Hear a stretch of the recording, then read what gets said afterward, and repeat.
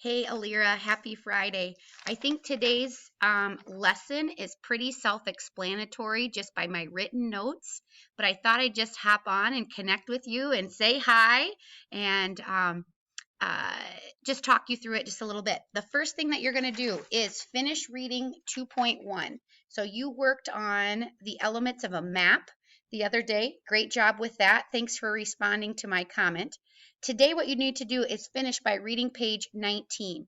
We have been talking a lot about latitude and longitude, and now we're going to read a little bit about it. So read about latitude and longitude and hemispheres here on page 19, and then go into classroom and take notes on the latitude and longitude, things that you learned through that, just kind of filling in the blanks there.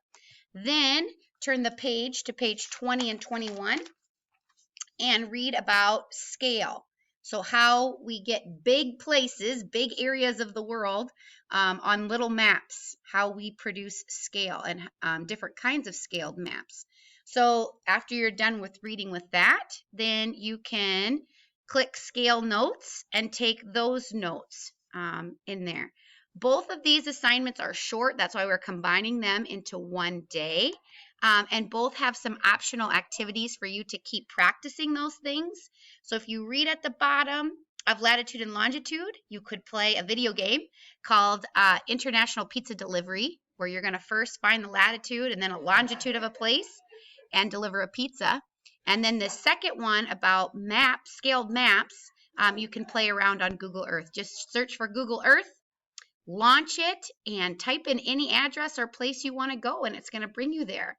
So things like you could search for Mount Rushmore or Sioux Falls Christian, or put your own home address in it and zoom in and out to show different scales of maps. It's really fun. The kids really enjoy that. All right, so let me know if you have any questions, text or email. Have a great Friday. Happy Labor Day weekend. Thanks, Alira.